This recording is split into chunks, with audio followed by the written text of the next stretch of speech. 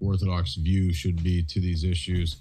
So how do you want to kick this off? And if Jim was talking about an article that he had read in Orthodox Reflections. So, or if you want to start there, or Father Deacon, if you want to start somewhere else.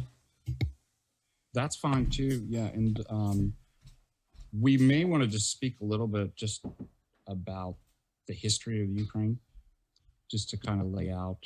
I'm sure a lot of Orthodox know about that, but maybe there's a lot of Orthodox and non-Orthodox that actually don't know about the Ukraine, when it actually became independent, right? In the kind of history, and it's a complicated issue, given different kind of people from the West and Poland coming over and kind of mixing, but also having, the Russian people as well.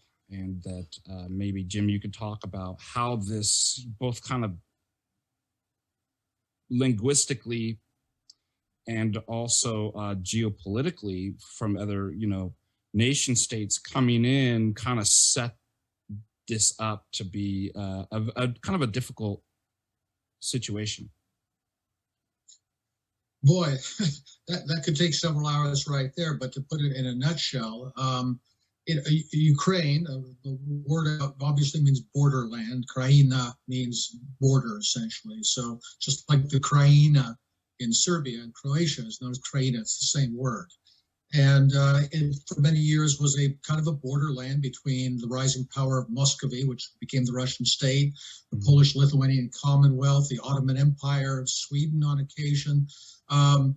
The long and the short of it is that Ukraine has its roots in the ancient Rus state, that also where Belarus and Russia have their origins. And for a long time, it was fought over by various powers. There's also a strong, not necessarily an independence movement, let's say an independent movement of the Cossacks, people who lived in Ukraine as well. They didn't want to be under anybody's authority. And when all said and done, religion ultimately prevailed in terms of identity. That when we had the fight between Moscow and the and the Lithuanians and the Poles and the Ottomans, ultimately most Ukrainians sided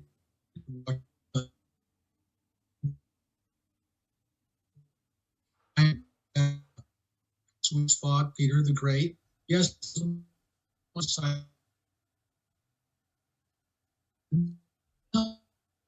their own co-religionists, or be subject to an alien power by religion.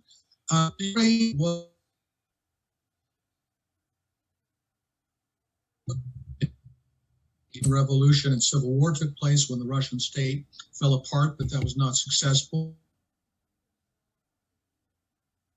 Jim, you might want to turn the camera off because we're not getting enough feed for you. So I don't know if you want to keep trying, but Sure. There's not much video coming through and it's clogging it up, I think. So it might function I'll better. hold the best part too.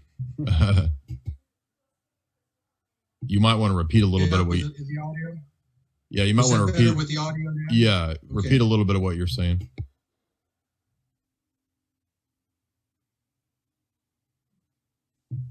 Are you there? 3 minutes is pretty tough. Yeah, I'm here. Can you hear me? Go ahead. Can you hear me? Yeah.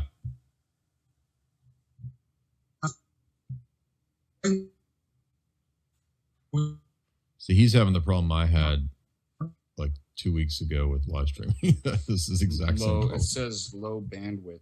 Yeah, that's why I thought turning off the camera might help. But let me try going to a different device and see if that helps. okay, yeah, we'll be here. Can I do that? Yeah. Do you need the link again? It should be in the email. Okay. Well, Father Deacon, why don't you, while Jim comes back, give us your analysis. What's your take on, from an Orthodox perspective? Number one, maybe a couple questions like, how should we view warfare? Is that an inappropriate question to ask right now? Or I know a lot of people are asking that. What's the Orthodox view on war? Yeah, it's strange because you get some groups saying that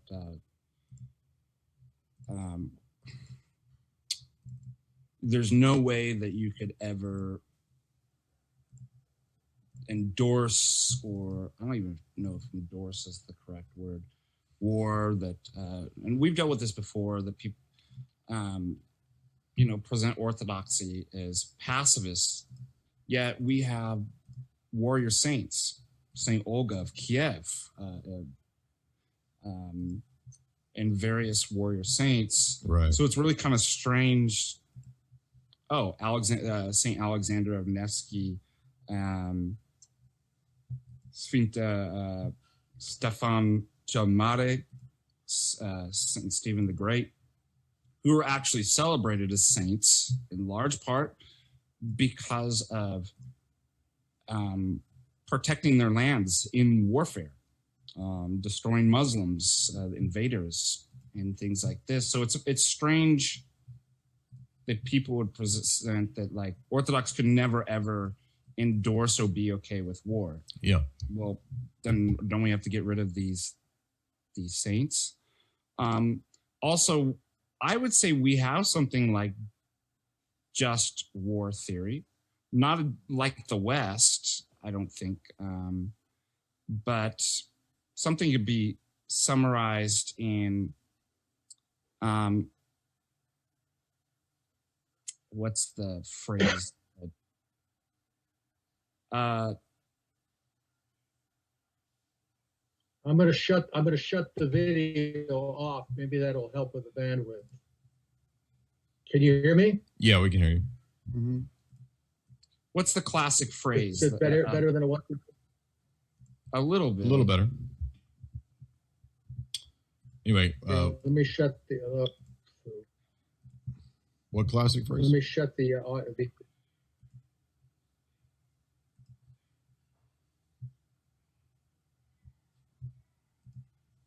A horrible, kind of summarized just war theory. A horrible end is better than endless horror. Okay. You've heard that? Mm-hmm. So there's a sense of we live in a fallen world, right? It's very similar, I think, the way that Orthodox think about the state and rule in general, that we live, there's an admittance that we live in a fallen world, but in that, God has sanctioned rulers. We're not anarchists, right? And Right. I think there's something similar as far as an analogy, as far as war and self-defense and preservation of people and culture.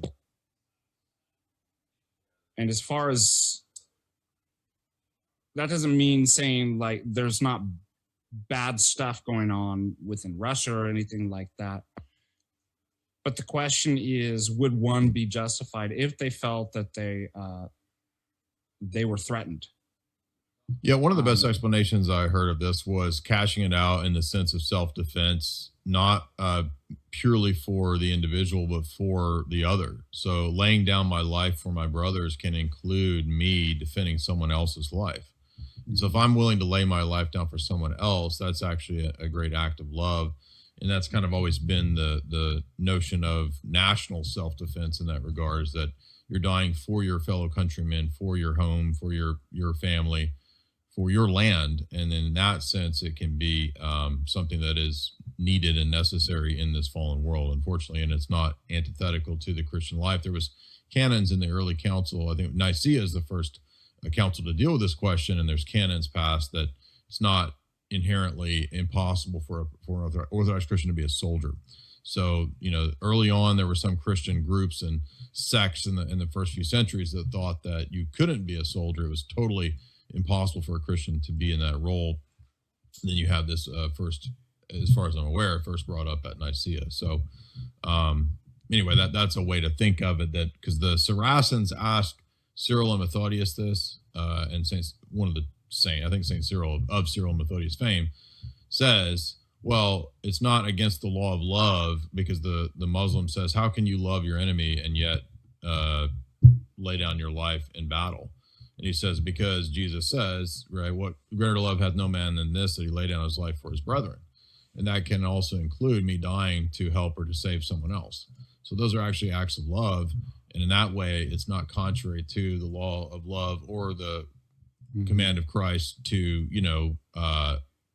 give your enemy your cheek. Turn the other cheek. That's great. That's and I think I agree with that. I agree with that. The problem is for Christians, not so much the laying down your life part, it's the killing part. And that's where people obviously get moral qualms about it. It's not that I'm willing to die, but I'm willing to kill. And this is something where we get into all these discussions of what the Roman Catholics call just war theory, or what my friend Father Alexander Webster describes the Orthodox position as the justifiable war theory. But they always involve a discussion of prudential judgment about whether you could achieve the ends, whether you're using proportionate means and so forth. And then ultimately, those are factual judgments that are variable. They're not constant. They're very hard to assess in a precise way, which is frankly why wars are made by princes and not by priests. For example, on the Ukraine issue, General Rutskoy a couple of weeks ago discussed why Russia chose the option of not simply going in to defend the Donbass as opposed to invading all of Ukraine. And it's because, as a factual matter, they decided they could not simply defend the Donbass without simply opening up the door to a continuous war that would go on and on and on and not achieve its objective.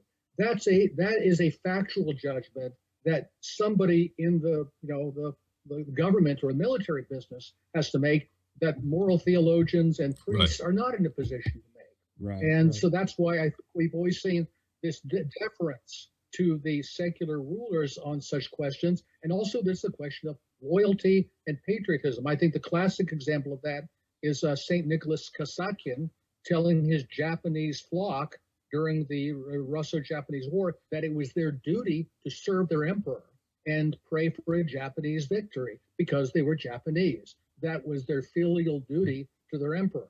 And this is something we also have to take into account too, that there sometimes can be, from different vantage points, two right answers, two right duties, which unfortunately means sometimes men, even Orthodox Christians, will fight, kill, and die, and they can do so with a clean conscience. Yeah. Well put. Yeah, exactly. So Yeah, justifiable war, much better than the notion of holy war, right? And so that's, I think, what I was just going to underlies. say, Yeah, the Roman you Catholic don't get it conception of in like Orthodoxy, but you get it in Roman Catholicism. the idea of a crusade taking on sort of a holy war situation, whereas in Orthodoxy it's more of a necessity of the fallen world scenario. And Jim, I like your analysis too, that and it's difficult from our perspective to actually judge and know all that. In some sense, we as you cash it out in sense of duty to your to your state, but as far as in principle, if somebody had to make the decision, as you'd said, that can we just defend Donbass, or is it necessary to actually invade all of Ukraine, summarizes in exactly what I had said, a justifiable, what was it that Father Alexander Webster said, a justifiable, it was phrased well. No, he said justifiable war. He justifiable war, yeah. That you could, exactly as you explained it, that a horrible end would be better than endless horror. So nobody's saying like this is great. It's I love to see people killed and invade countries, but the other option is far worse. So, Mr. Jatras, if you want to pick back up, you were telling us before we had a bad connection, you were talking about kind of the origins of Ukraine as being sort of fundamentally a Russian area, and you were kind of going through a historical track up to now. If you want to pick back up with that. Yeah, you'd left off just on that the capital of Rus, Kiev, and then mentioned the Poles and the Austrian-Hungarian, conflicts, and I think that's where you left off on. Well, to cut to the chase, the first time we have anything that looks like today's Ukrainian state on a territorial basis was during the Soviet period, when areas that had formerly been part of the Russian Empire, the Austrian Empire, the Crimean Khanate, and areas like this were finally for the first time put in an entity called Ukraine.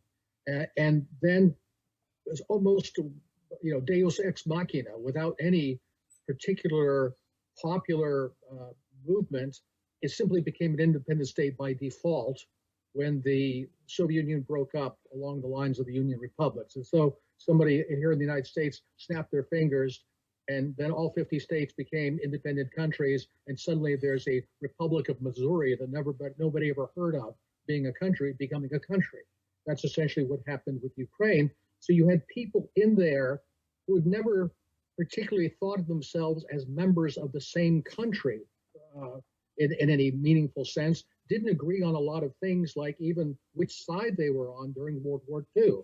You had people in the east and south of Ukraine that were Russian speakers, that were very close in their feeling toward Russia, people in the far west who had been part of the Austrian Empire before World War I, and then in Poland between the world wars, who were very, very anti-Russian, and then kind of people in the center that, sort of were a continuum between those two directions.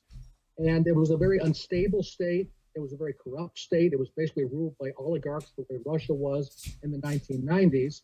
And the problem is what brought us to this current impasse is that there has been a desire ever since independence in 1991 for the far western part of Ukraine to impose its vision on the rest of the country.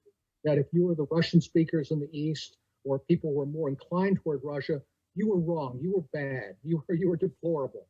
You had to get with the program of being a pro-Western, pro-European type. And in a way, we have this concept in the law called an attractive nuisance, like, the swimming pool without the fence around it, little kids will come to. You have a state like that played right into what really is a broader agenda here, and that is the desire of the ruling establishment in Washington at the end of the Cold War to become the dominant global power and to sweep all of the former countries in the Warsaw Pact into NATO, including former republics of the Soviet Union, and place Russia's strategic position security in an untenable position. And that's what we're really seeing play out now. And if you look at statements coming from the Russian government for years and years saying they objected to NATO expansion, they say this is a threat to our national security, we will have to take action if you do not seriously take into account our security concerns, which of course the West refused to do. And that's now culminated in this war. Now, I think one reason this is so important is that, I don't think most Ukrainians really share necessarily the vision of, the Victoria Nulands and the Tony Blinkens and the various people, obviously what's left of Joe Biden in terms of trying to further this global vision of a woke empire, of a, great reset and so forth, part of which involves NATO expansion. As I like to say, there's no transatlanticism without transgenderism, that this is, a moral vision that they want to impose on the rest of the world. But unfortunately, Ukraine has found itself in that position by having a government that took power after the 2014 regime change that overthrew the previous government of Viktor Yanukovych, and now it has brought us to this pass. So we can talk about where this war is going. We can talk about what the global impact is in terms of what the real threat I think it presents to the dollar-dominated U.S. Globalist system with the rising power, as I see it, of Eurasia, essentially Russia and China, and the countries siding with them, and also what's even lying behind that, the kind of the moral conflict that's built into this as well, which we see it playing out in a way in microcosm in Ukraine with this whole issue within the Orthodox Church in trying to create to my mind, a phony schismatic Orthodox Church by Constantinople, which is, as Jay has pointed out, Constantinople has been an asset of the U.S. government since I think 1948, when the Patriarch Maximus was replaced. So there are many, many layers of this, political, military, economic, financial, spiritual, that are all coming to a head right now. And that's where I think a lot of people, a lot of Americans certainly, and a lot of Christians and a lot of Orthodox Christians are looking for some way to try to sort all this out. And it's a real bucket of spaghetti in some ways. Mm-hmm. Yeah, Father Deacon, what do you usually do? You have parishioners? I'm just going to you because you're in a unique position as clergy. But do you get questions about this from the parishioner perspective? Like, how are we supposed to view this? Or is everybody kind of like already knowing what's going on and being like, oh, I know what the right view is on this? Or, well, I go to a Serbian parish, so you can imagine what they think about. They've seen this NATO stuff before, right? Right. Yeah, under old Bill, right? Yep. It's time for us to bomb Bosnia and Herzegovina. Yeah, keep in mind, remember, Serbia. NATO bombed Serbia on Pascha and actually wrote on the bombs, Happy Easter. And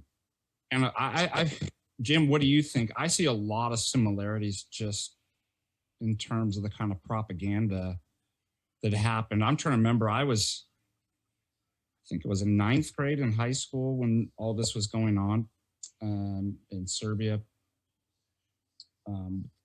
Kosovo, but I remember enough that there's a lot of similarities with what I'm seeing now. Well, that's right, and I'm glad you mentioned that with Serbia, because I think a lot of people who have been skeptical or even opposed to our various wars of choice over the last few decades, whether it's was the overthrow of the government in Libya, or whether it was in Iraq, or the attempt to do it in Syria, they sort of things, but everybody forgets the lies of the 1990s when it came to the Balkans. Obviously, Serbs remember it, but an awful lot of people sort of overlooked that. Oh, well, that was the good war. That's when NATO with the white hats rode to the rescue to stop genocide. And of course, that was a concocted narrative as well, to present in this very black and white terms a very complex historical circumstance, and then try to use some incident, whether it was a mortar shell landing in a marketplace, supposedly shot by the Serbs, but really not, or sniping in Sarajevo, or what they call the Račak massacre in Kosovo in January of 1999.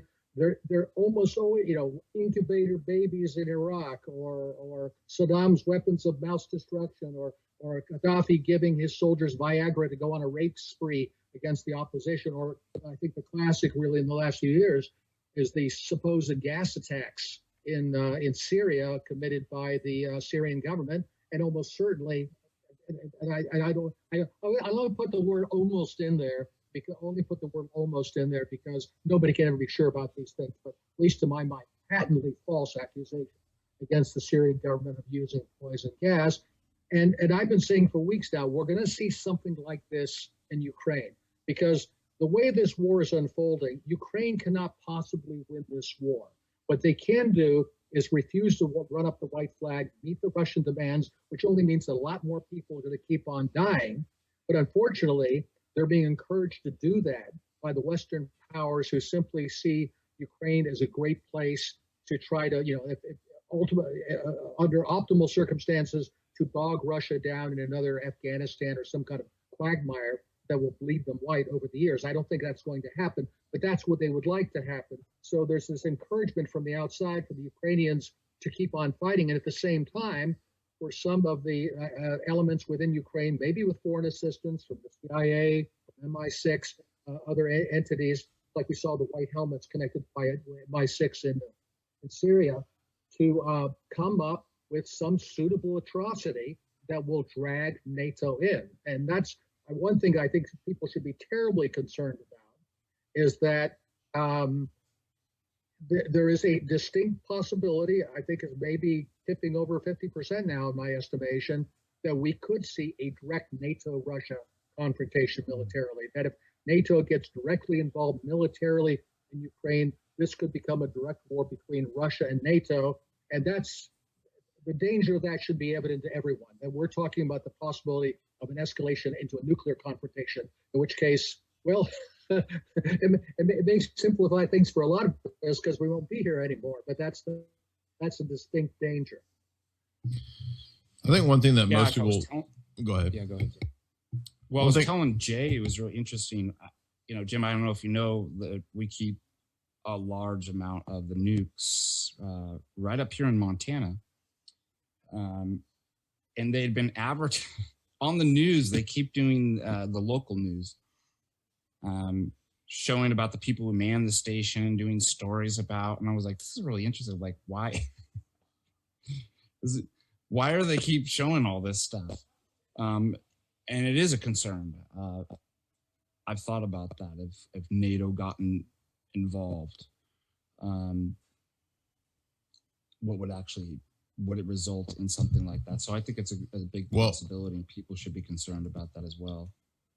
Yeah, this is. I have a question for Jim in this regard. A lot of people maybe from the old, say, John Birch Society type right wing, they've had this theory, this point that they bantered around for a long time about the possibility of Clinton signing that, what was it, PDD 60 or whatever, about absorbing a nuclear strike, that the U.S. was intentionally set in some sort of World War scenario to absorb a nuclear strike. And they've sort of made a big deal about that over the years.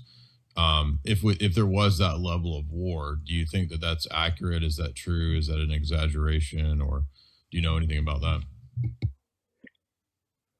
I'm not familiar with that particular directive. It's hard to believe anybody would be quite that reckless. The idea that you could absorb a nuclear strike and have anything left at the end of the day to show for it. I mean, the purpose of that, I guess, would be that it would allow total government regimentation of everyone's lives. And maybe as long ago as the 1990s, maybe somebody might think it was such an occurrence that drastic would be necessary for that level of regimentation. I think that things have changed so much over the intervening 20 years. I mean, again, one of the points that occurs to me is you look at the people who unquestionably accept the narrative about Ukraine are the same ones who accept the narrative about the stabbies and the masks, and whatever St. Fauci says, or whatever the Black Lives Matter Antifa crowd was saying, or whatever, that Joe Biden is the most popular president in the history of the galaxy, and he won hands down. Anybody who says otherwise is an insurrectionist. I mean, there seems to be a real division between those who unquestioningly accept everything they're told by the government and media apparatus, and those who are instinctively primed to say, wait a minute, there's something fishy here. So I don't know that we need a nuclear strike to get the population to the point where they're totally regimented and controlled by the ruling authorities. I think we're pretty close to that now with about half the population. It's the other half of the population that needs to be suppressed in some way. And that's one reason, of course, why we all have to talk very carefully when we're on these chats about, what's going to, that sort of thing, because increasingly, it's not this notion that we're fighting in Ukraine for democracy and human rights. Excuse me, which democracy and human rights are we talking about here? Is it the Skittles flag rights? I mean, what kind of rights is really at issue here in this conflict? I don't know that there's a nuclear strike necessary to achieve that, though. Yeah, no, I understand that. People bring this up. It is a real presidential decision directive. I don't know how significant those are. I'm not that adept at government bureaucracies, but I mean, there are all these. It was done under Clinton, and it's supposed to be controversial because he changed the doctrine that we absorb the nuclear strike and then we retaliate. But then supposedly there's claims that this was nixed in 2008. So there's a whole Wired write-up about this, about how they changed this Clinton directive. That anyway, it doesn't matter. The point was just that a lot of people are getting scared. They're getting freaked out by this. They think that it could lead to I guess it could a real conflict like we've never seen.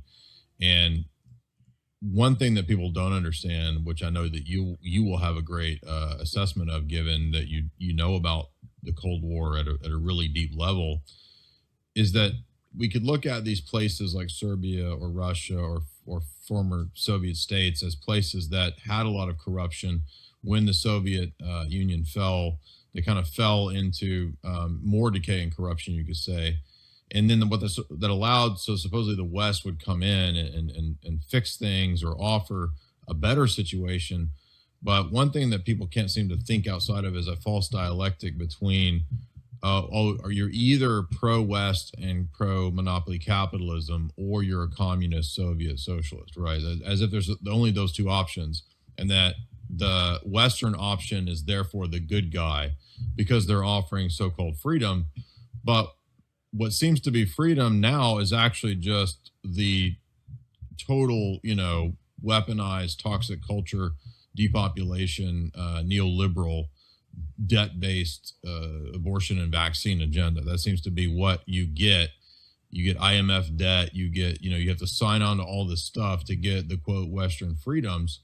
So there's really not a good guy, bad guy situation here that people try to make it out to be. And that's what's really hard, I think, to convey to people. Do you agree with that the neoliberal offering of the West that we're sort of forcing down the throats of people isn't actually necessarily better than the existing corruption that they may have already had? Well, that's right. I mean, look, we in the West, we don't have oligarchs. We have entrepreneurs like Bezos and Zuckerberg and all them Gates and all the rest of them. They're not oligarchs at all. They don't have political power that comes from their wealth. I mean, again, the difference is that in a place like Serbia or Russia, a traffic cop is more likely to shake you down for a bribe than one in the United States is.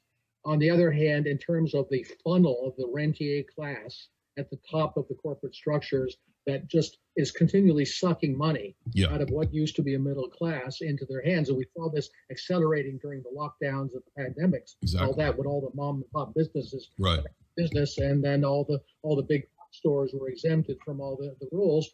I think we're approaching something very close to what I called in an article about 20 years ago called rainbow fascism, where you have this kind of collusion between the big corporatocracy and the government agencies with a revolving door, going in and out of the government and into the private sector with think tanks and things like that being sort of the intermediate structures between them. A lot of it revolves around money, but a lot of it is ideological, that the ideology of this structure is essentially anti-human. It's against family, it's against religion. It's John Lennon's Imagine, basically. And you think about that, that's awful lot like communism. It's not, it's not the classic communism. People want to call it cultural Marxism, and some people say, oh, that's not really Marxism. Marx talked about, economic classes and the labor theory of value. Oh, yeah, I know it's not exactly Marxism, but it's the same kind of splitting society along the lines of, race and class and language and sex and sexual orientation in order to achieve the dominant power of this ideological and government and financial class. Except it's not called communism now. It's called, I guess we call it democracy and human rights. So what you have opposed to that in the Eurasian bloc is essentially more of a Westphalian view of the state structure, which is that states are sovereign, and within those states there are going to be different sorts of social orders depending on the moral, religious, and historical and national identities of those countries. So Russia's going to be Russia, China's going to be China, Iran's going to be Iran. They could all be different, as opposed to the one-size-fits-all that the Western structure is now demanding. I don't see how that's more democratic. Right. Well, democracy, as I was just, so today when I was hosting Alex, I covered the Bertrand Russell book, Impact of Science on Society, which was the book that he wrote in the 30s, 20 years before he wrote the other book that I covered the week before, Scientific Outlook, where he really outlines his scientism worldview. And the funny part is that I realized he's actually one of the pioneers of the liberal face, the liberal cover to democracy. He was a big proponent of so-called democracy. But for him, democracy was collectivizing the world under a kind of Fabian socialist model, massively depopulating the world, giving the world sexual revolution, liberal ethics, and so forth to promote the notion of depopulation. He's very candid about all that. He wanted the idea of a black death in every generation to kill off most of the world, to keep it at a sustainable level. So here you have this psychopathic individual who literally spends all of his time cultivating the appearance, the persona of a liberal. And this is exactly what our oligarchs do, is they dress themselves up in hoodies and pink sweaters, playing like they're liberals, and meanwhile they're all adherents of a death cult. So this, Russell was really way ahead of his time in pretending to be a liberal, while at the same time saying, oh, by the way, I want to kill everybody.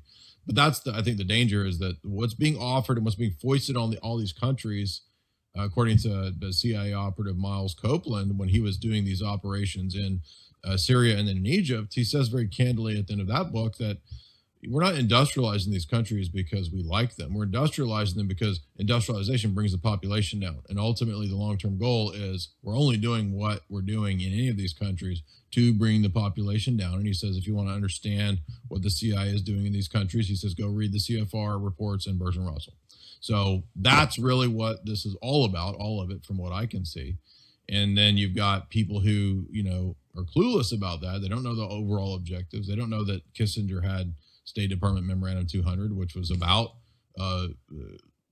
using food as a weapon to depopulate the third world, right? And it's not just the third world. It's like they want to do this everywhere, but they do it in phases, and they do it in different ways in different areas. What fit the propaganda that fits the ethnos, the ethnicity, or that region that they're targeting. That's why Bertrand Russell could say that Bolshevism was a great experiment. He says, I love the experiment of Bolshevism in Russia and how it just wrecked and destroyed their country. He says to put it under scientific government. So I'm curious, Jim, do you think that is this partly trying to fit into that narrative of expanding scientific government, quote unquote, to all of these countries under the aegis of democracy and freedom as a cloak, as a cover? Meanwhile, it's just kind of a death cult. I think that's right. And that's why, paradoxically, you see not just in Russia, but in countries.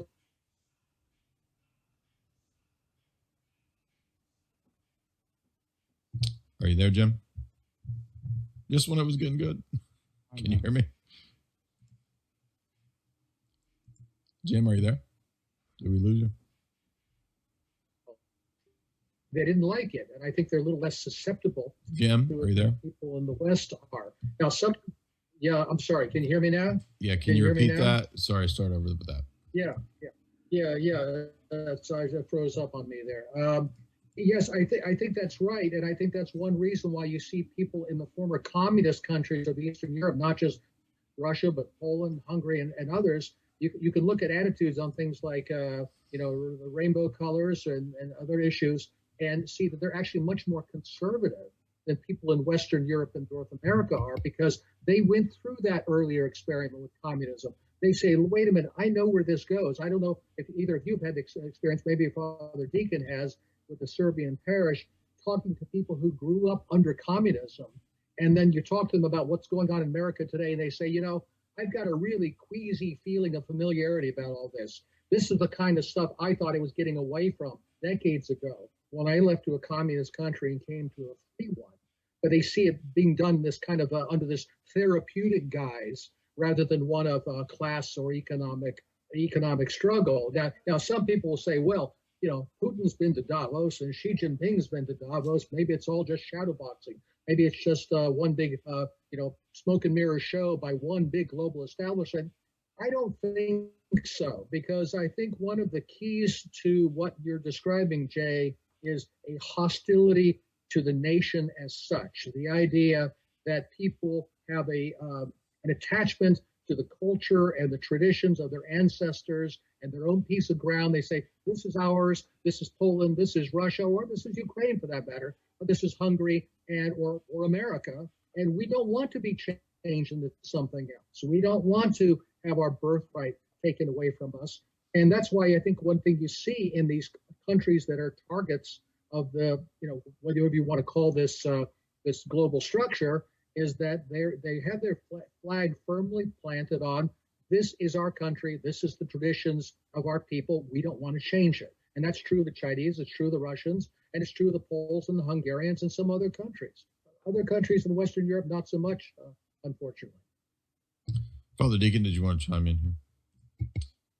Yeah, I was thinking about this the other day, this Mark Twain quote: whenever you find yourself on the side of the majority, it's time to pause and reflect. And it's like Mark Twain's meme, I support the current thing, his critique of I support the current thing. But there's something of a legitimate criticism there that I wish people would be a little bit more cognizant of, that, if everybody in Hollywood, if all of corporate America, at the US State Department, NATO, the university, and as you said, Jim, all the same people that are for the Skittles, LGBT, for the JABI, for the BLM, and I don't mean Bureau of Land Management, all in unison. It's the establishment kind of narrative that I would hope, I wish that people would, as Mark Twain said, at the very least, take time to pause and reflect. Why am I always on these people's side? That's really interesting. Well, did you see the news articles so, that came out today, the NBC article saying that, yeah, we're lying about the intelligence from Ukraine, but it's for your good. Oh, wow. No, it literally says, yes, the intelligence is flawed and it involves lies, but it's for the good of people in the West anyway. So they're just saying, yeah, it's lies. So we're lying to you. Yeah. It's quite powerful to have that. And I've argued and written about the technocracy, and you yourself have talked a lot about it. But the ability to have, what's the term I want to use? This kind of cronyism and international kind of actors all coming together for common ideals and working together in this kind of cronyism with the media and with the endowments and with academia. It's quite powerful. And I thought it was quite amazing how fast they could get people to accept whatever their official narrative was with the koof and the jabs. But this shocked me even more. I mean, this happened literally overnight, that people couldn't even point out Ukraine on the map, automatically were experts and knew they were on one side of the story. And I found that really interesting and frightful. And I don't know why that hasn't dawned on anybody, that why do I keep siding with all these, the people that I would think as an Orthodox Christian, that I don't share the same ideology and ethos and ideas and stuff. Why am I always on their side? That's really interesting. I wish people would ask that question. I'm glad, Father Deacon, you raised the question of Orthodox Christians back to this again, because we like to think in church history that after an ecumenical council, when a heresy is condemned, it just goes away and everything's real nice after that. But after 325, Arianism did not go away. Or after the Seventh Ecumenical Council, it took another century and more for iconoclasm to go away. Unfortunately, the wheat and the tares grow together. And in the church, a lot of the currents from outside the church, what I think are antithetical to the church, nonetheless coexist together in the church with people, lay people, clergy, bishops, who will take up the same narrative they pick up from the outside, whether it's population control or environmentalism or the stabbies or all these various things.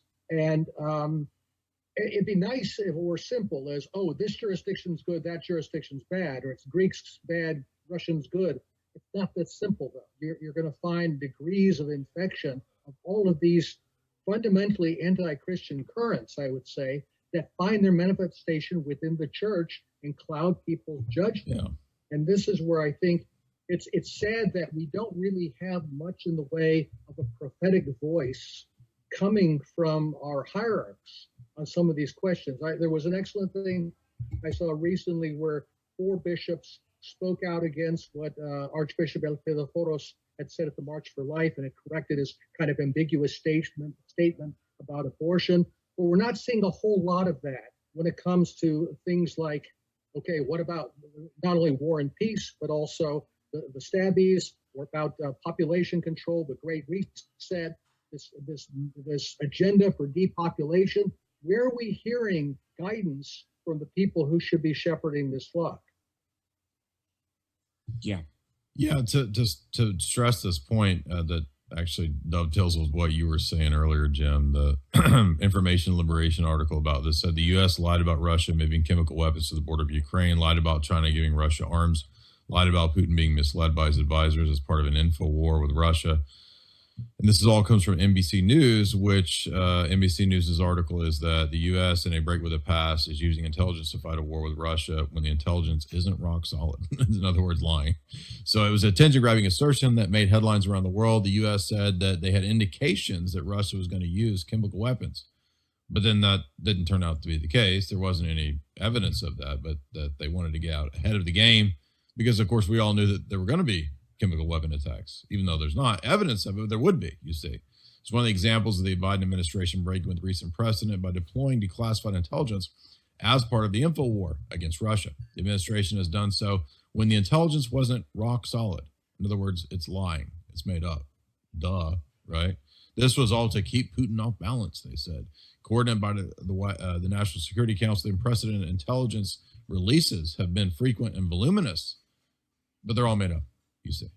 And the author of the article notes that this is no different than when the U.S. lied about weapons of mass destruction, lied about Saddam working together with al-Qaeda after 9/11, and also lied about Assad gassing his people. So to make Jim's point, the mainstream media is admitting in this NBC News article that the very points that Jim made are the case. This is what is part of deception and warfare.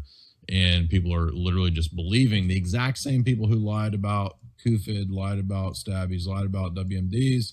It's the exact same narrative. That's not just InfoWars, by the way. That's the picture that I have up. But I just put in the chat the original NBC News article where That's what it's citing, is the NBC News article. So there you go. That's right. And you notice too that among the episodes they cited were not the ones from the Balkans. That one, they don't go back and admit it was wrong. Oh, that's a good point. Yeah, why didn't they cite this? Yeah, Slobodan Milosevic, right? Yeah, well, because I guess that involves. Look, maybe somebody will disagree. I think it's because it involves lies against Orthodox Christians. Yeah, and nobody needs to correct those. Right. If you blacken their reputation, all these people with the beards and all that, they're bad people anyway.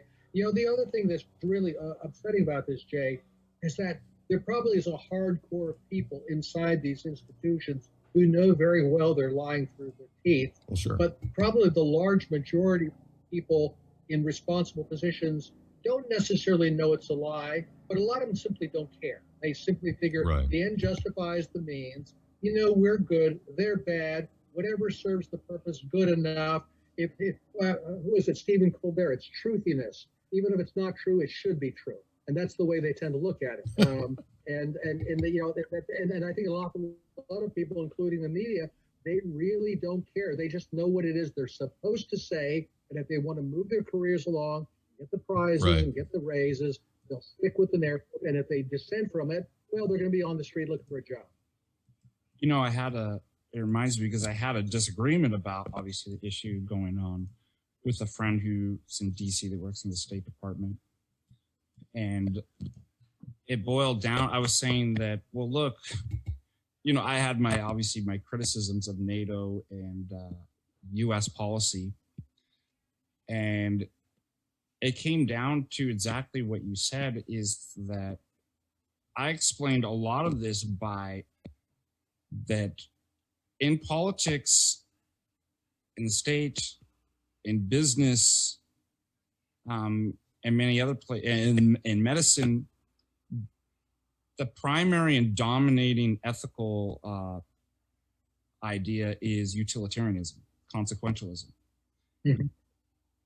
And that's exactly what allows people to think what you said there, that the ends always justify the means. It doesn't matter, this kind of indifference to these things, because we've embraced a consequentialism of ethics in the workplace, in politics, and I think that's what you're seeing right there. Yeah, I mentioned the utilitarian ethics of the UK and the Anglo tradition today when I was covering Bertrand Russell, because you get the same ethos from Bentham, who is sort of the father of utilitarianism and the panopticon. So it's very odd. It's interesting that the utilitarian ethic comes with it this philosophy of total surveillance and self-policing with the panopticon. And by the way, I think Bentham was known to be a PEDO, so that speaks volumes to this. And this utilitarianism is a British philosophy. I mean, yeah, it was identified as Jeremy Bentham, British. right? I mean, this is straight out of the British empiricist tradition.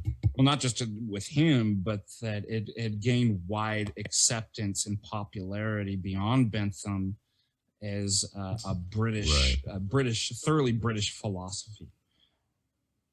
Yeah, and that it ties directly into the whole libertarian ethos, to the so-called appealing to the pleasures, right? And then that's the era that we live in, is this dominance of the pleasures, dominance of the base passions. That's what we have to extend to the other countries. People's identities now are tied to sexual organs, right? My identity is the pleasure that I get from my sexual organs. And so that turns us into sort of beasts. And that makes us all the more controllable, right? So sexuality becomes a weapon. That's a big part of what, Putin in his speech made, at least in terms of his rhetoric, made the reason for partly this response, right? Is that what's on the border is not just biolabs, not just, potential race-specific bioweapons, but the toxic culture as well coming out of the Ukraine. And Jim, I'm curious what your thought on the biolab stories were, because that was, really, really big in the news cycle the last couple of weeks. It looked like the Russian assessment of that was vindicated, and it reminded me that I'd met the girl that broke that many years ago at a conference, Dilyana, and she had done a bunch of research into those biolabs. I can't remember. I think she mentioned Ukraine at the time too, but she had found ones in Georgia, and basically the Pentagon has them set up all over that area. Yeah, and look, there is one explanation for those that could be seen as innocent through the Defense Threat Reduction Agency, where you do have biological agents labs. From. Yes, right. But then you do wonder, okay, it's been 30 years. 30 years. How long does it take to dispose of these agents? And what is the, quote, research that is going on there exactly? Well, we have to find ways against defending against these weapons. Why exactly? Who has them anymore? I mean, is there any reason to think that the Russians still have them? Evidently they don't. And by the way, on the question of chemical weapons, the Russians, it's accepted universally, have gotten rid of all their chemical weapons from the Soviet period. We still have not gotten rid of ours. We still have some of ours left over we haven't gotten around to disposing of. I don't know why. It's been, again, decades since the Chemical Weapons Convention was adopted. There's something fishy about the biolabs where, again, you think of it in terms of questions like, okay, what really happened with that virus that we were talking about for the last couple of years? Where did that come from? What kind of lab was that? Was there gain of function research going on in these labs? We know that our government has funded and been involved within some very, very shady things with biological agents. Maybe the existence of these labs that were initially there for ostensibly an innocent purpose have been put to other purposes in the meantime. We just don't know. Given how much lying goes on, we can't just take it on faith that there are no such purposes.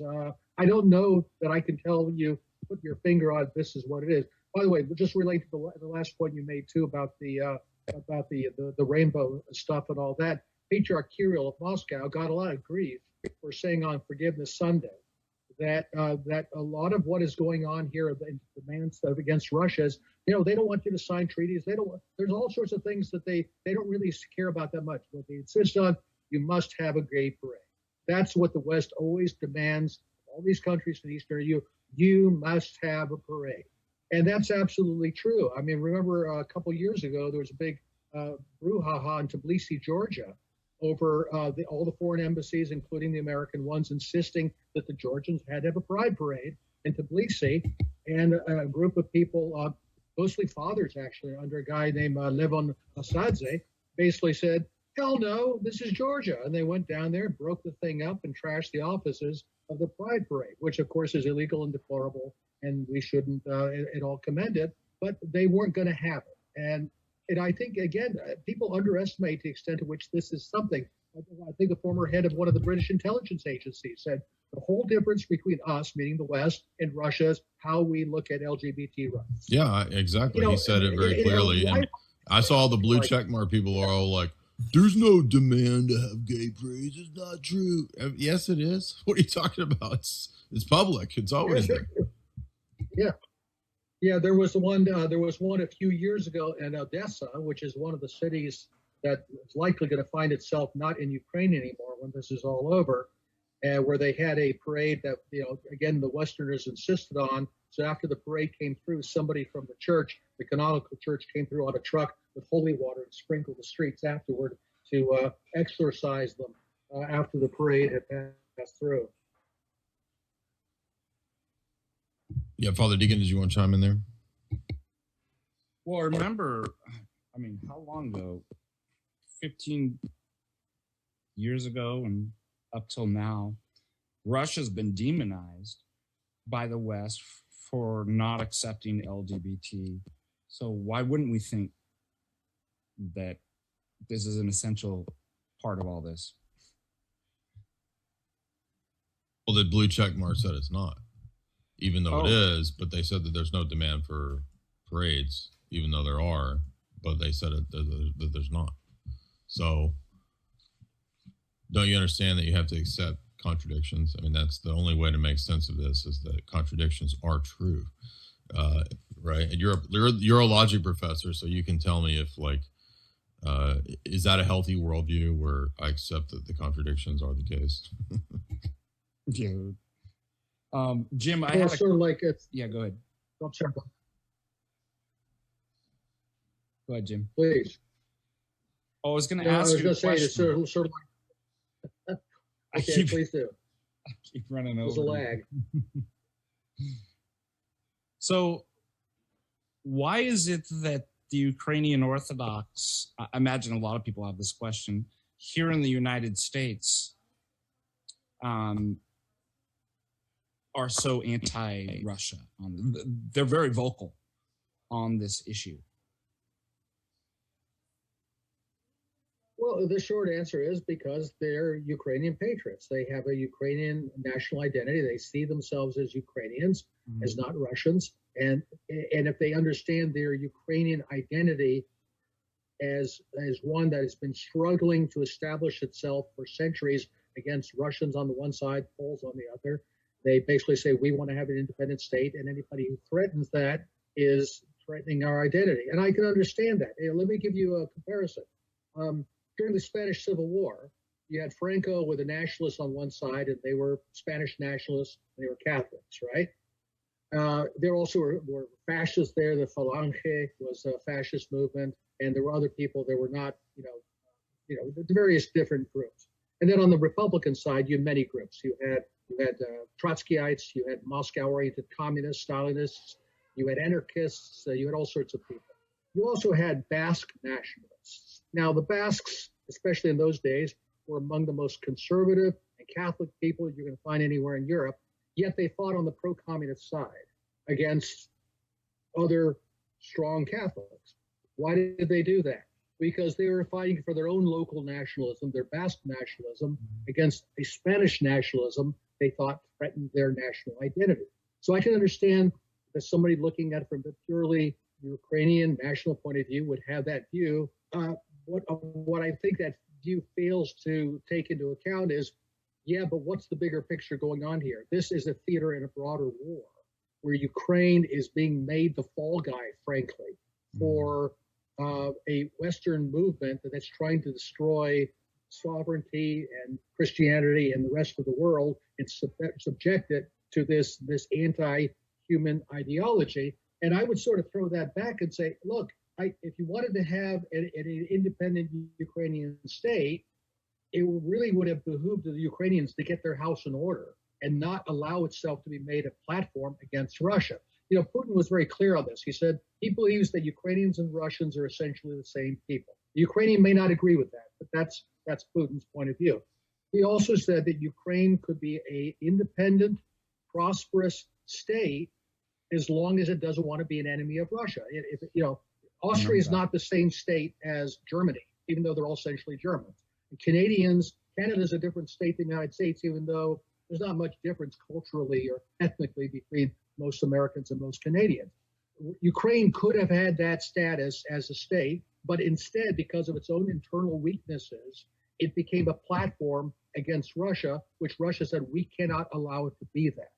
So I would say to my Ukrainian friends, say, look, I understand where you're coming from, but having been allowed, your country having made itself a platform by outside forces that you go use against Russia, you are signing the death warrant of your own state. You're basically saying that it's not up to us to police our own state. We can be as anti-Russia as we want and become a platform for NATO to threaten Russia. And the Russians say, you know what? No, you don't get to do that any more than we would allow, say, Canada to be dragged into an alliance with China and put all sorts of Chinese weapons pointed at us. We'd say, no, that's not within your sovereign rights. Now, we love you.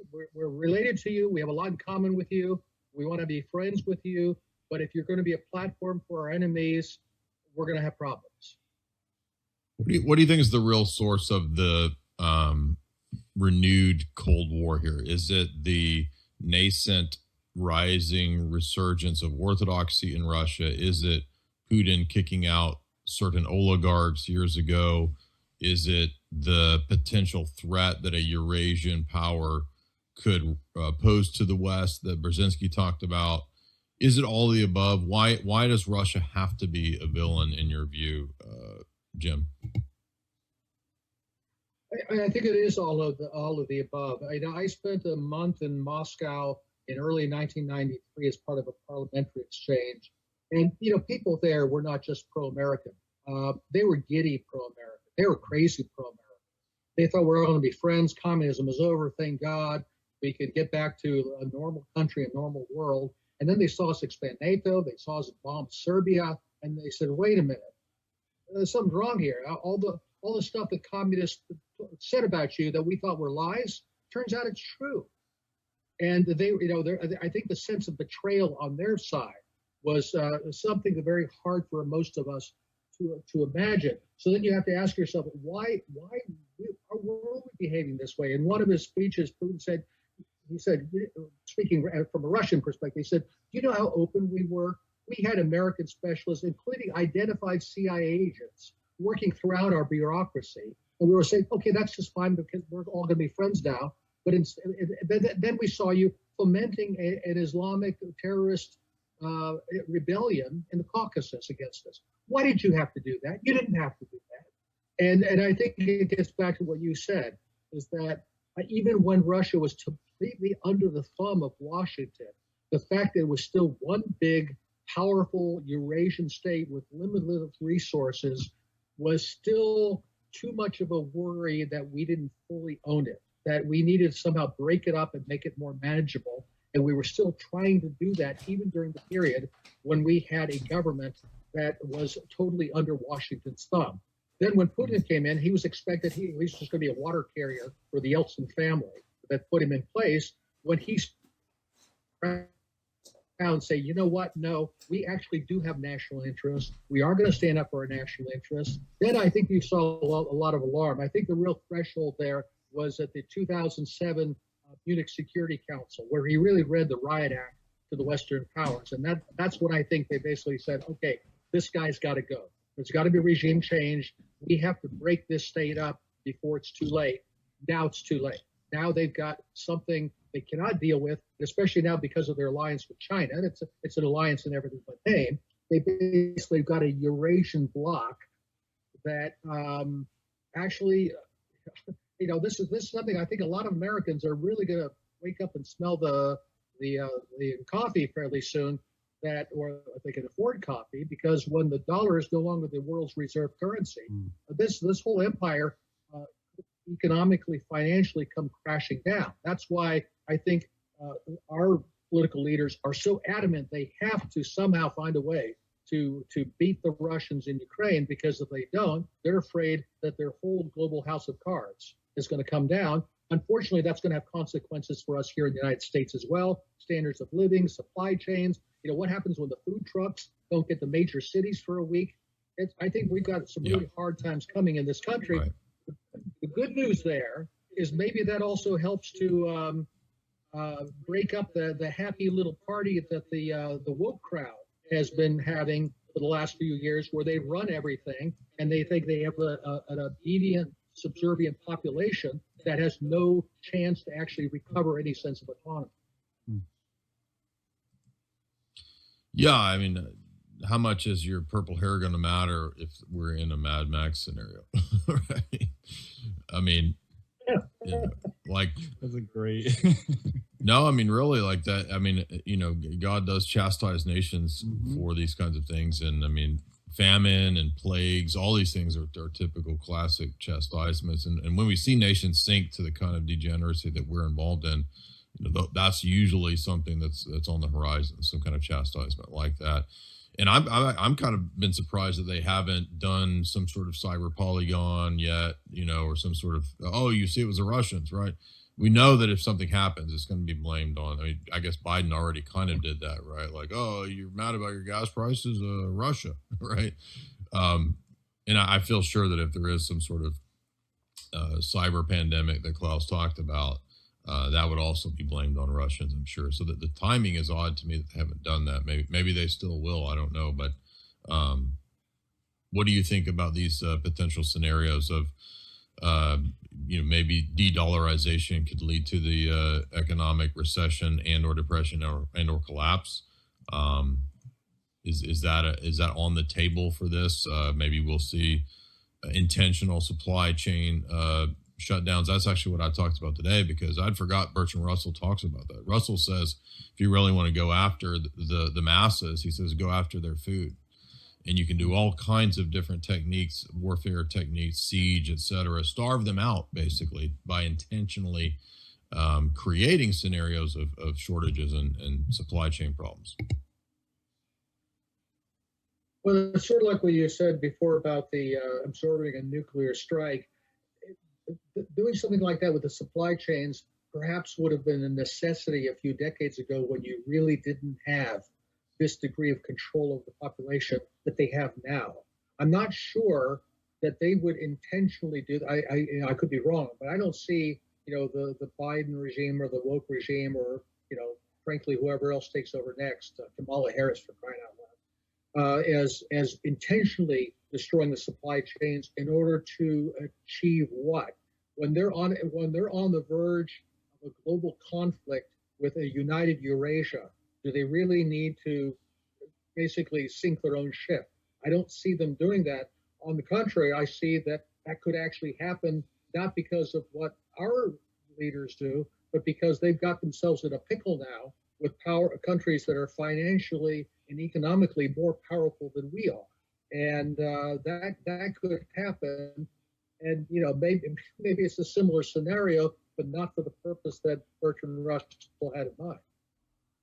Yeah, I should be clearer too. Somebody made the good point that in Mad Max world, actually being a social justice warrior, you would fit well in Humongous's gang, because everybody in Humongous's gang in Road Warrior, they all look like social justice warriors. I was just gonna make that joke. Exactly. Too. So I like his technique. Like when he's standing outside the city, please come out. We want to be your friend. We won't hurt you.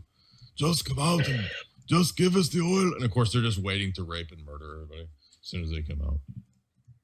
But yeah, that's what our enemies are actually like that, right? So they really are like a humongous social justice rape gang, basically. Jim, have you ever, there's another question I was thinking about. I mean, most of the people that we talk to about these issues are pretty normie, is the word I like to use. I had to explain this to my class the other day, what normie. I thought the Zoomers knew what normie means, right? Anyways, have you come across people, normie, by the way, for all you watching, run-of-the-mill, normal run-of-the-mill folks that you usually talk to about these issues? They really don't know much. They're going with the official narrative, just like they have on the COOF and the jabs and all the other stuff that we've seen. Mm-hmm. Yeah. But my question is, and there are scholars out there.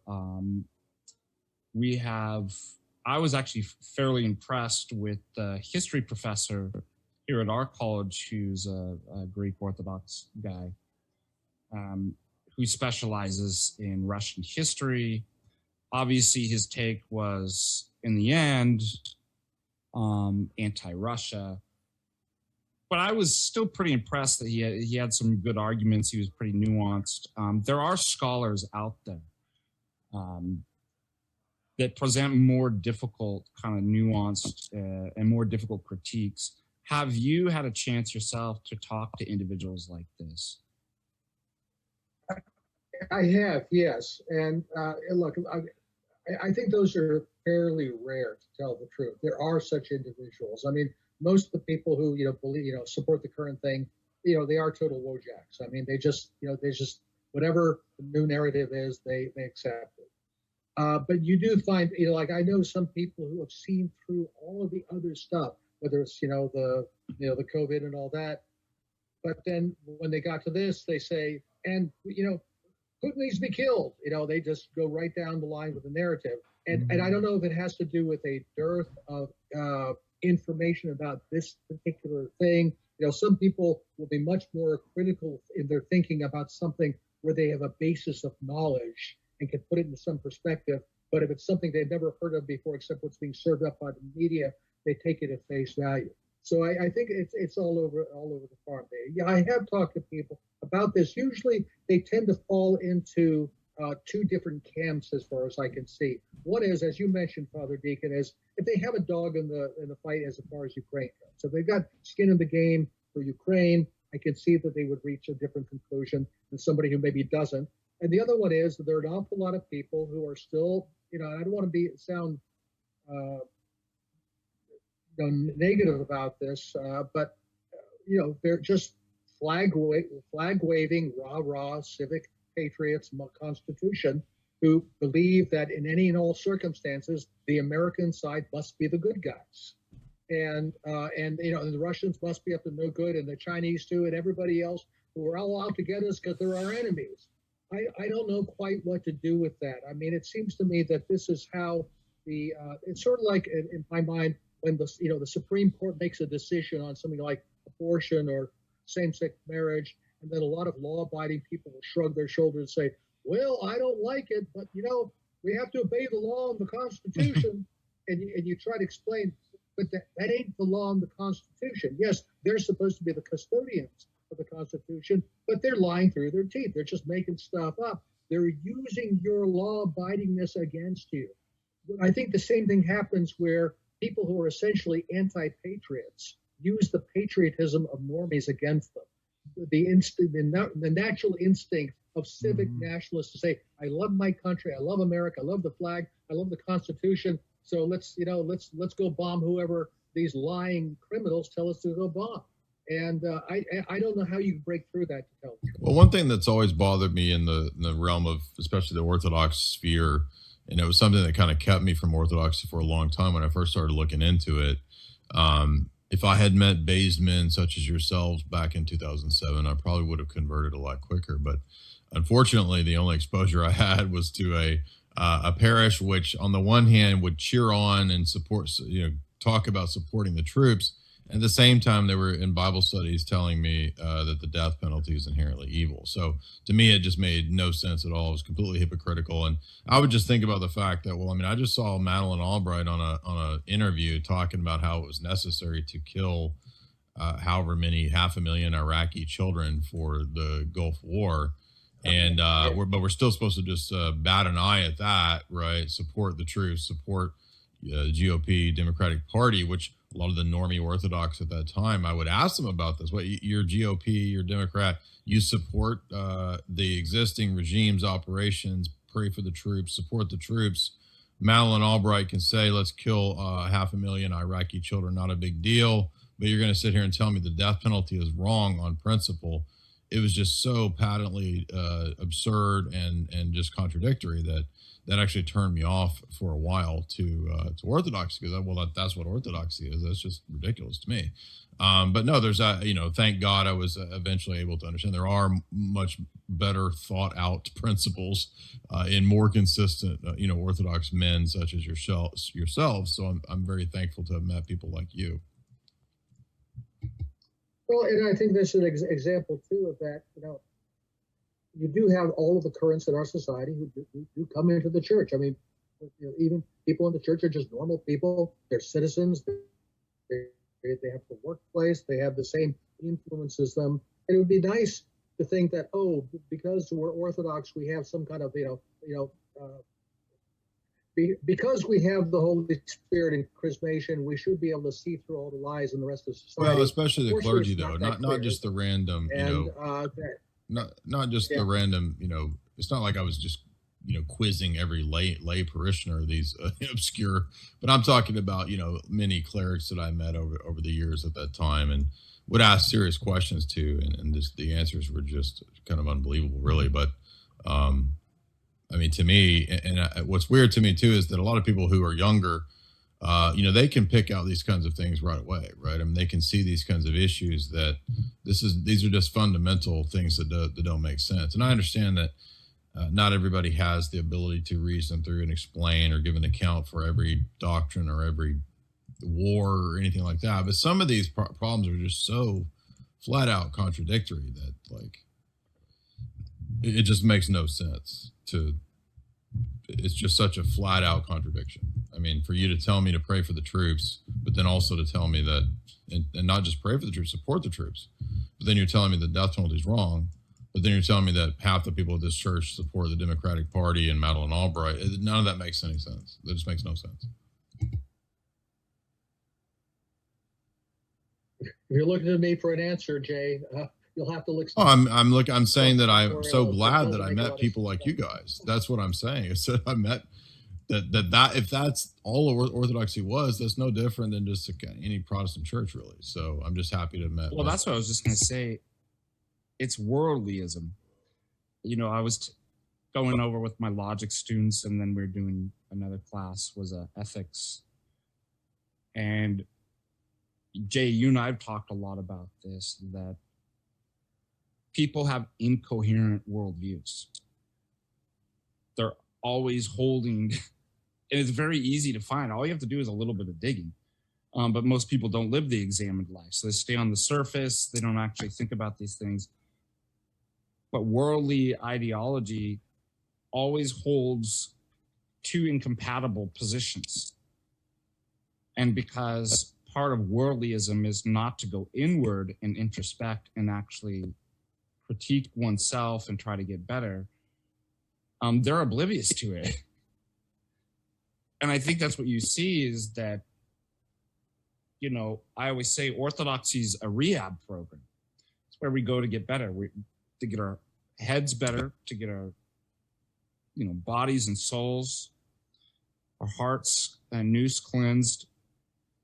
But just like a rehab program, you can work all the steps and not be into it and never get healed. And it's unfortunate, but we'll have that worldlyism and contradictory positions that people hold in their ideologies brought into the Orthodox Church. And they may be doing the prayers, going all to the services and working the steps just like anybody in rehab, but it's not actually working because they don't want it to work.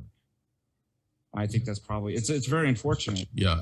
As a cleric, what do you think is, what's kind of the source for, I'm trying to think of the right word. Sometimes you can call it amerodoxy or boomerdoxy, and I don't mean that as any offense to Jim or anybody here because he's certainly not in that category. But the idea that, for example, I'm going to read Orthodoxy through the lens of American assumptions and presuppositions.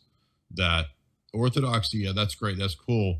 That's what, when I read that recent public Orthodoxy essay signed by all these so-called academics and scholars saying that in principle, any action on the part of a state to defend itself is ethnophilatism. It's just ridiculous.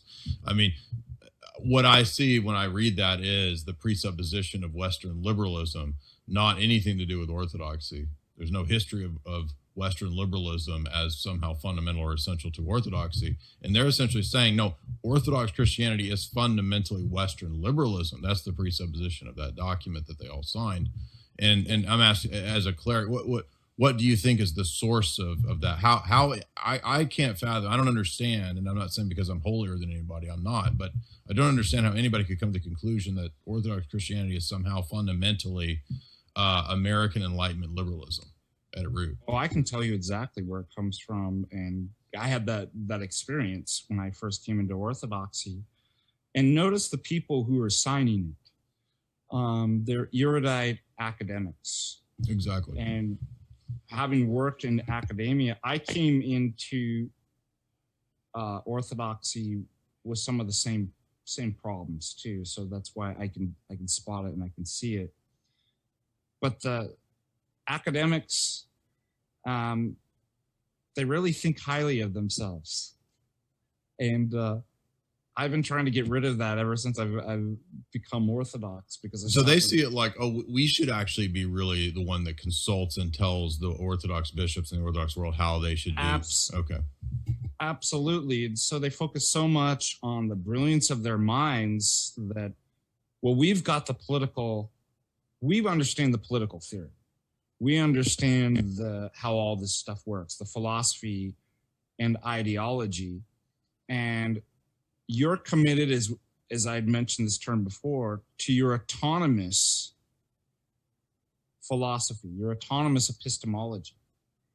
You are your own God. So when you come into the religion, even if you're born and raised cradle, you interpret just like a Protestant does, everything through your paradigm that you built and committed to. And so when I came in, I was educated in grad school in political theory by Gerard Casey and anarcho-capitalism. And so I did the same thing. I was like, well, obviously that's the truth. And because orthodoxy is the truth, and nobody else can see that, obviously orthodoxy is anarcho-capitalism deep down in its heart. And I'll just have to work really, really hard to convince everybody and show everybody that. And forgive me for that sin of pride. And it took me a few years to soak up the Orthodox ethos and realize I have no idea. You know what's funny that you said that? It just reminded me, there's an individual that I won't name anybody's names, but you and I both interacted with somebody in the last year and a half or two, a certain doctor, professor, who's a catechist who believes, according to himself, that when he became Orthodox, he knew and felt deep down that it was his mission to intellectually save Orthodoxy, that he was there as a Thomist to bring Thomism to Orthodoxy, to save it.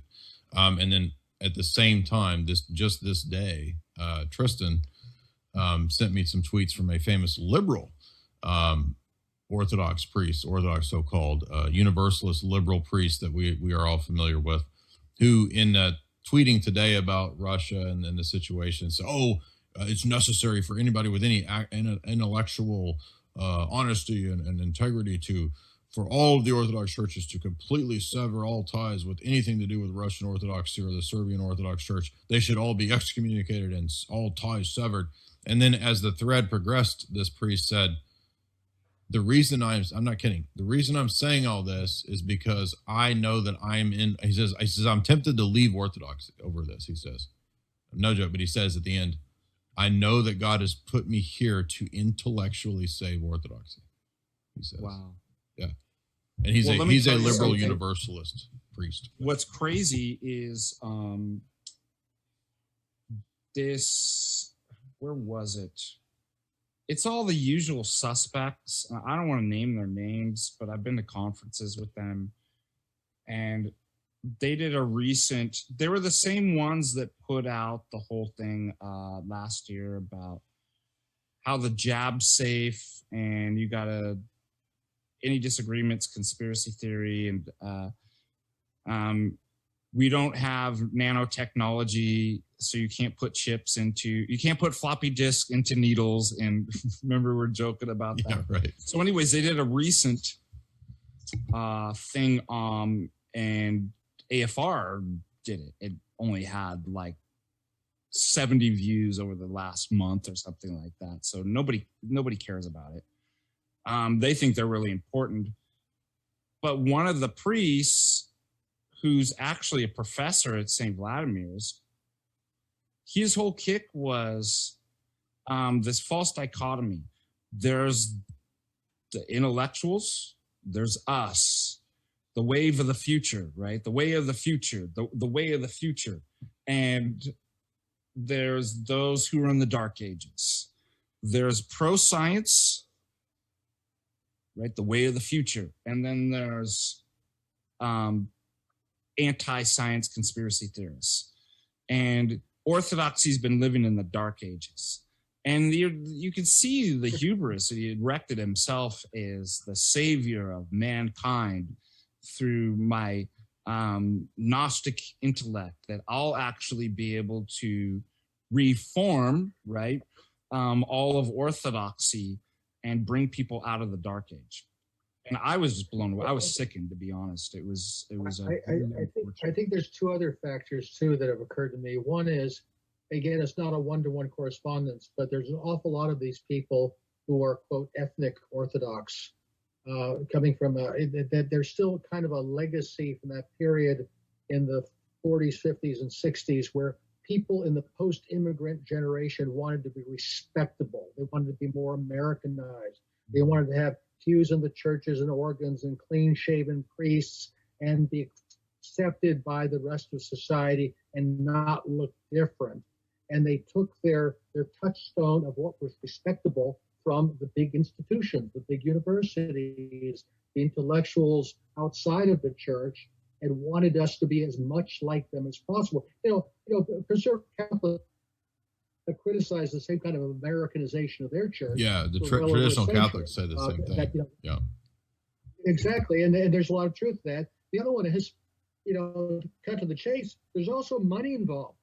You're not going to get a big endowment to be at Fordham University or Loyola Marymount. Bingo. Giving a traditional Orthodox view on these things. You're gonna get it sewed up nicely with one of these big liberal non-Orthodox institutions by preaching an Orthodoxy that dovetails well with the ethos of those institutions. Exactly. Perfect. Yeah. Well, Father Deacon, being an intellectual in the sense of having, a degree in teaching logic and epistemology, what would be what would be your message to somebody who has the temptation, and I know I've fallen into that myself many times, of valuing and placing intellect too high on the totem pole, and really, as you've said many times over the years, a lot of people worship their idea of God and not God himself.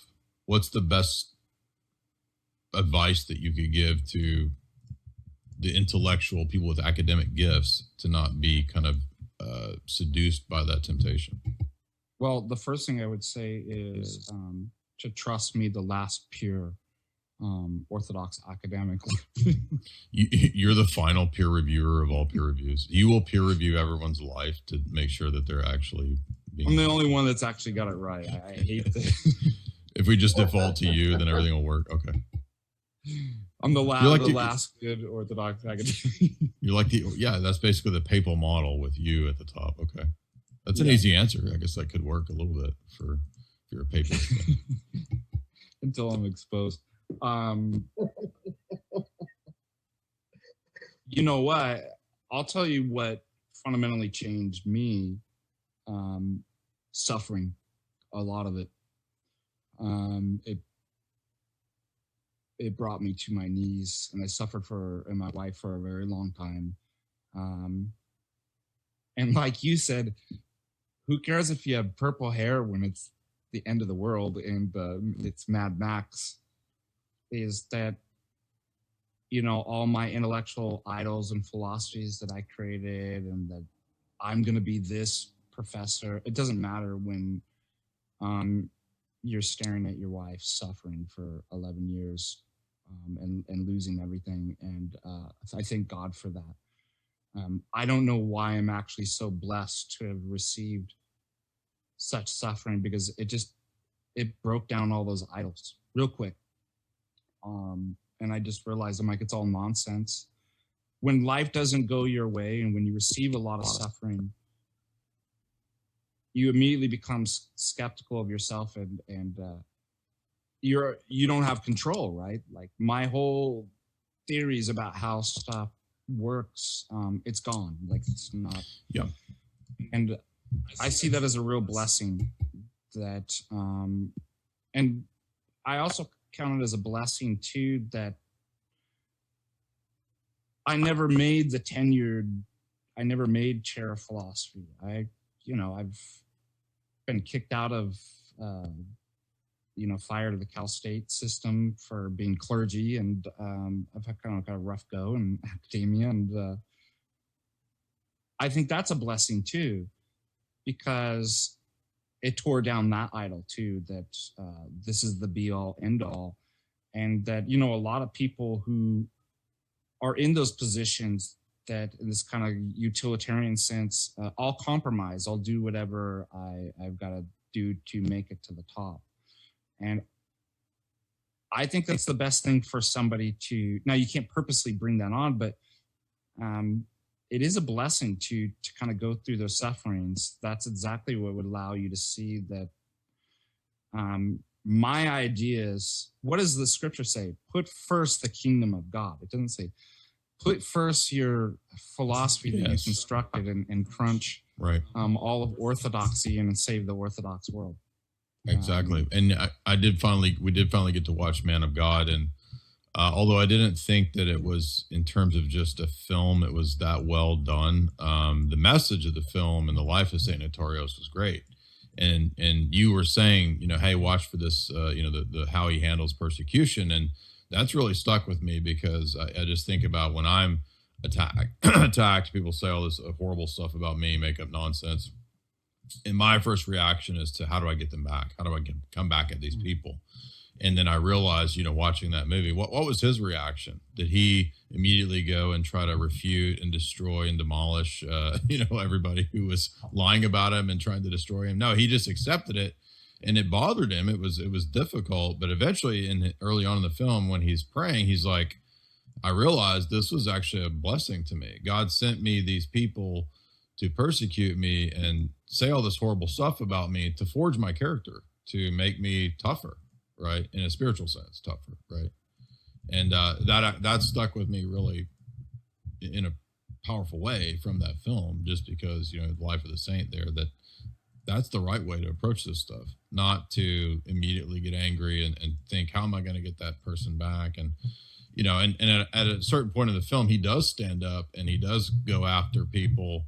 And when they attack his children, his spiritual children, exactly. So it wasn't just a selfish, revenge thing. It was him laying down his life and defending his children. I think it'd be great if we could just, all practice this all the time. And I'm not perfect too, I slip up, but I try to keep this as a principle in my mind that I come back to. You don't know what you're talking about. You don't know why things are happening the way they are. And God always shows you eventually, years down the line, that's exactly why it had to happen that way. And so just to acquire a spirit of humility, that I don't know why this person's persecuting me. I don't know, am I supposed to get that job? Am I supposed to be here? I don't know. God knows. God puts everything in its right place. He even allows evil because he can work a greater good. And if we just keep reminding ourselves, I don't think it would be that easy to fall into these kind of intellectual traps, because the opposite is, I do know. My philosophy and my ideas and my degrees tell me exactly how this is supposed to work, and you're wrong on this. And so, I mean, it's easy and hard, right? It's an easy principle, but it's going to be hard because we don't go from having the principle just in our mind, but we're incarnationalists, right? So I have to take these principles that if I'm lucky enough to even recognize in my mind, and incarnate them throughout my whole life, my whole body. And that's the difficult part. The other thing too is that the St. Nectarios movie his life is situated in a time when the Greek bishopric and priesthood was very corrupt. And you had all these, priests and bishops around him constantly slandering him, trying to get him demoted, trying to get him basically defrocked at one point. And, he just can't understand why they're all so mad at him. And at a certain point, that one guy's like, because you're the real deal, because you actually believe and are trying to live this. That's why they're so mad at you and they're persecuting you. But he's a model for nowadays, as Pano was actually making this point. He said one thing that he did like about the film was that St. Nectarios is a great person to look to at a time when a lot of the clergy are lukewarm and corrupted and themselves have become evil, because he had to deal with that firsthand. And there's a powerful point in the film, if you haven't seen it, where some parishioners like, man, if I'd been through everything that you've been through in the church, I wouldn't even go to church. Yeah. Right. So, and we all feel like that at sometimes, I think. I think too that this is something we need to keep in mind on the topic we've been discussing all evening regarding Ukraine. I mean, in former ages, when princes and kings and emperors went to war, the people didn't have any idea what it was about. They just knew that their going to go fight, and some of them are going to get killed. And that's the way the world is. We have this illusion nowadays that because of mass media and information and so forth, somehow we're in control. We can understand this thing. Somehow it will make a difference. And maybe that's true to some limited extent, but frankly, it's not that big of an extent. I mean, I think a lot of things in the world are out of our control. The movers and shakers are going to do what they are going to do. And I think that's why it's very important for all of us, if we're not doing it, to be praying for people in Ukraine, praying for Metropolitan Onufri and for his flock, because we have to understand that the people on both sides, the overwhelming majority of them, are Orthodox Christians, at least in terms of their formal identification. In many cases, I think believing people as well. And people are suffering there. People are dying. People are doing what they think is right, even if they don't agree with what they think is right. And we should try to understand them. Hope they will understand us too and extend us the same charity and benefit of the doubt where we might disagree, but to recognize that for better or worse over the short term, God will use this as he will. And let's just hope it wraps up soon and the bloodshed is minimized and that, he's merciful to us. That's all we can do. Because, the idea that somehow it's just all a matter of being right and the other guys are wrong. That's not the way to approach this. Yeah, let's. We got some super chats here, so let's get to those. Jenny says for $2. This happy Friday, everyone. Let's roll. Vibranium says for $5. Hey, good evening, Jim. What are your thoughts about resolving the conflict, dividing the Ukraine into two independent states? In other words, a pro-Western state and a pro-Russian state. Is this possible? Thanks. I think the chances that the Ukrainian state will emerge from this as it was before the war are virtually zero, that there will be a restructuring of the state. I think there will probably be a pro-Russian state or series of pro-Russian states in the east and south, not only the Donetsk and Lugansk, but maybe Kharkov, Odessa, maybe a single Novorossiya state. Maybe it will become part of Russia at some point. Whether the rest, I don't think the rest of Ukraine will be pro-Western, however. I think that at that point, Moscow will be in a position to take whatever rump state of Ukraine is left and say, this will be a neutral state or else, and that it will remain a neutral state. And now maybe some of the far west, there's some speculation, maybe that could be, part of Poland again or something like that. But I don't think there will be any pro-Western state of Ukraine after this. I think that ship has sailed. And by the way, I don't think there will be a negotiated solution. I think both sides are going through the motions right now. The Ukrainian side is basically taking its orders from the Western powers who want to keep this war going and as many people dying as long as possible. And the Russian side, I think, understands that, and they're going through the motions for the benefit of the Chinese and the Indians and the other international community on their side. But they realize this is going to have to be finished up militarily. Jenny says, Jay, what are your thoughts on Hollywood's Sean Penn asking for Russia to be nuked? I think that's psychotic and insane and demonic. So I feel sorry for Sean Penn. Pray for that guy. That guy's really out there. ELC for $5. This is a good point about Russia has more of a classic Westphalian view.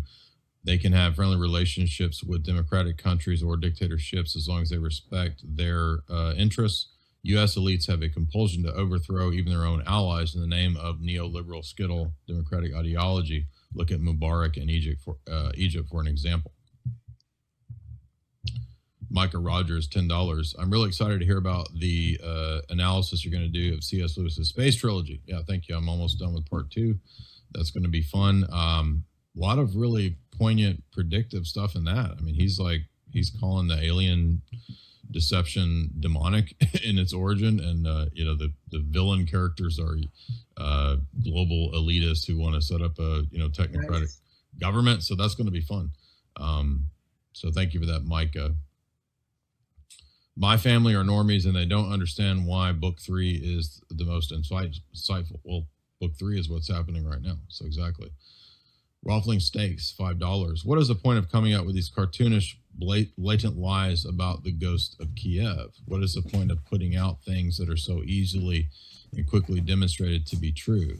My view is just propaganda blast. They think that by the time the next installment of propaganda rolls out, people have already forgotten the last one and won't even care to dissect to see if it was true. So they just sort of machine gun barrage the propaganda. But anybody else have an analysis of that? Yeah, I think there's the reason they do that as well is that in order to keep the Ukrainian war effort from collapsing and keeping this war going, they have to have indications that, there was not just the ghost of Kiev or Snake Island, but, that the Russians have lost 15,000 dead, which means, 60,000 wounded. I mean, that Ukrainians are winning this war, the Russian war plan is collapsing. I think that narrative is partly to keep the war going and also to set the stage for the false flag mass atrocity that, Putin's getting desperate. He's going to resort to chemical weapons. Yeah. He's going to resort to nukes. Oh, there's going to be a massacre. So I think that's partly laying the stage for what we saw. We saw the same thing, by the way, in Syria with the chemical weapons. Oh, yeah, exactly. Yeah, good point. ELC, $5. I think in most of the world, COOF was faked using PCR tests exactly turned up and then false positive. Russia seemed to have a high excess mortality rate, however. Could something real have been cooked up in the biolabs for Russians? Possible. Any take on that? I know it's going to get a little fringy to say this, and I don't know that it's true, but you've seen the suggestion from Ron Unz that this was a chemical agent, which actually cooked up on our side. And it was directed against the Chinese. It was directed against the Iranians. I mean, we know that a large number of the top Iranian officials, including members of their parliament, died very early on in this pandemic with no real idea how that would have happened.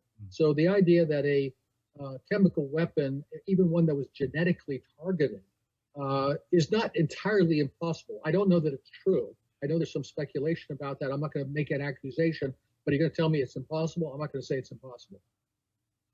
Ali L, $5. I'm hoping for another beautiful rendition of Pay Piggy. Well, you're going to have to wait till the next live stream because it's just really not appropriate in this setting. And also, I don't have the music queued up to do that ridiculous ditty. So I'll do that. I'll say that for you next time. But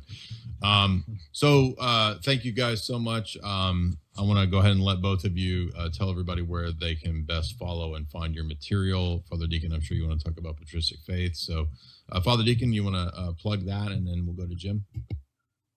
patristicfaith.com. And Jim's been gracious enough to allow some of his pre-published articles to be put up there. So I'm very excited about that, is having that as a new addition.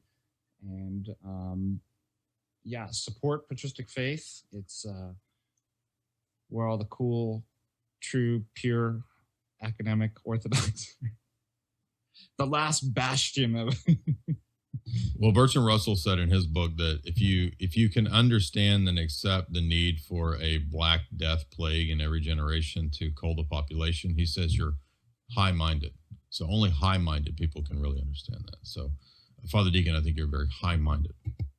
Oh, thank you. You will get all my Bitcoin now. I'm just giving you all the. I'm just giving you the academic accolades and obeisance, deference that you require and deserve as being an academic, right? That's what you guys want, right? That's what I just want people to give me my proper respects. All right, props to Father Deacon. So, what's patristic faith and why should people follow you there? So, patristic faith is a place where good content providers and clergy have, it's a place where they can publish their work. And we stand for, in a time in which there's so much misinformation and watered down PC culture, Anglican Orthodoxy, and these various things where people are afraid to actually speak truths on human sexuality, on correct, just Orthodox theology, because it might offend. We took on kind of in the spirit of St. John Chrysostom's quote, it's better that we offend our fellow man than by not offending, we offend God. And so the salvation of people's souls and speaking the truth of orthodoxy is first and foremost what we care about the most. And if that offends, that's too bad. So we wanted to present a very strong kind of orthodox and a lot of great content providers on various issues. We have Father Alexander Webster, who's friends with Jim Jatras on there, has provided some good stuff. Father Zachariah Lynch, Father Turbo Qualls, Father George Aquaro, Abbot Trifon, Father, I feel like I'm going to miss. Well, they can go check. Go check it out. And David, Jay, great videos, great articles, and it's going to continue to grow, and it's reaching people throughout the world. And so we thank you for your support. But it's a hub where you can find all the content, Orthodox content providers that you love so much on one channel that disseminates that throughout awesome the entire cosmos. And Jim, I know Jim Jatras is very active. He's very feisty on Twitter. He's fun to read his tweets. But Jim, where else would you like to direct people? That's pretty much it these days, Jay. Add to Jim Jatras at Twitter, both because I'm sort of tunneling down, settling myself on a rural property in anticipation of a Mad Max future. And the fact that my muse seems to have deserted me. I just haven't had discipline to write in a few years. So I thank Father Deacon Ananias for posting some of my older writings, some of which, if I do say so myself, were rather predictive of the mess we're getting into now. But I do occasionally do, talks online like this, and those will be posted on Twitter as well. So Twitter is the only place to really find me these days, and I'm perfectly happy to interact with people on a one-to-one basis if they drop me a DM on Twitter. Yes, okay, and I did put your Twitter profile there in the chat, so everybody can follow him. Father Deacon's also there as well. Norwegian News, you can find him. Patristic Faith on YouTube and all that. All right, my battery is about to die, but thank you guys so much. Great chat, and everybody have a good night. God bless everybody. Thank you. Thank you, Father.